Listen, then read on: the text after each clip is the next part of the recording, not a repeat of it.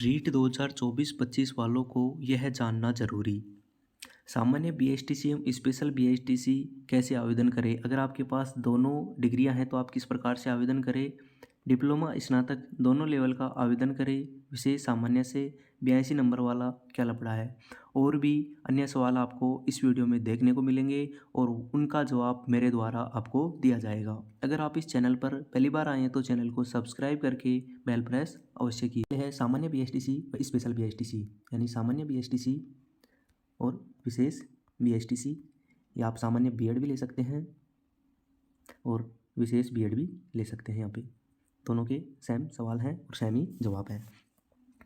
अगर आपके पास दोनों डिग्रियां हैं तो आपको किस प्रकार से आवेदन करना है? सबसे पहले तो आपको इसमें कन्फ्यूज होने की आवश्यकता ही नहीं है, क्योंकि जो आपका रीट का सर्टिफिकेट आएगा, रीट सर्टिफिकेट आएगा, उसमें आपको कोई जिक्र नहीं होगा कि आप सामान्य से हैं या विशेष से हैं।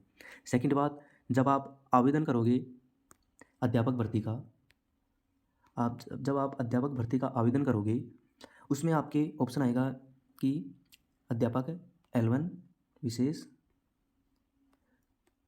फिर अध्यापक L1 सामान्य, और तीसरा ऑप्शन रहेगा विशेष एवं सामान्य, यानी बूथ लेवल, विशेष एवं सामान्य L1 में बूथ लेवल। ऐसा ही आपको L2 में दिखाई देगा, विशेष L2 और सामान्य L2। कन्फ्यूजन को दूर करना है आपको। और आप अगर आपको डिग्री को शो करना है तो आप जैसे एक डिग्री दिखा दीजिए और दूसरी डिग्री आपको अदर में डालनी है, अदर में डिटेल डाल सकते हैं, क्योंकि आपके सर्टिफिकेट पे कोई जिक्र नहीं होता है कि आप सामान्य से हैं या विशेष से हैं। आप वहाँ पे सर्टिफिकेट दोगे अध्यापक भर्ती में और डीवी होगा तो अलग अलग होगा, विशेष वालों का अलग होगा, सामान्य वालों का अलग होगा। जिस दिन विशेष वालों का है आपको आपका रीट का सर्टिफिकेट और आपको विशेष की डिग्री ले जाके देनी होगी। रीट सेम रहेगा और आपको सामान्य की डिग्री देनी होगी। तो आपको अब इस सवाल को लेकर कोई डाउट नहीं रहना चाहिए। नेक्स्ट सवाल है, पास रीट 2021 है तो उनको तो आवेदन करना आवश्यक है, क्योंकि इसकी वैधता 3 वर्ष थी। आपको सर्टिफिकेट आप के पीछे देखोगे तो आपको इसकी वैधता दिखाई देगी।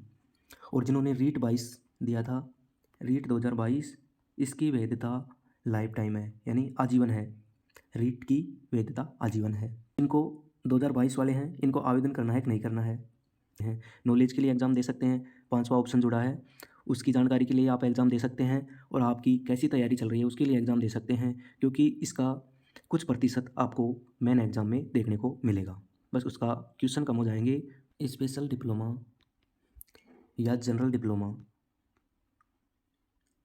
डिप्लोमा प्लस स्नातक L2 का आवेदन कर सकते हैं क्या? तो स्पेशल डिप्लोमा और सामान्य डिप्लोमा L2 का आवेदन कर सकते हैं, क्योंकि यहाँ पे NCET की गाइडलाइन के अनुसार, NCET की गाइडलाइन के अनुसार L2 के लिए डिप्लोमा प्लस स्नातक योग्य है, लेकिन आपके पास स्नातक में 50% होना आवश्यक है, यह दिया गया है। तो आप आवेदन कर सकते हैं। अब कई सवाल यह है कि अगर हम दोनों लेवल से आवेदन करते हैं और हमारे को बाद में बाहर किया जाता है तो हमारे L1 पे भी इसका प्रभाव पड़ेगा क्या?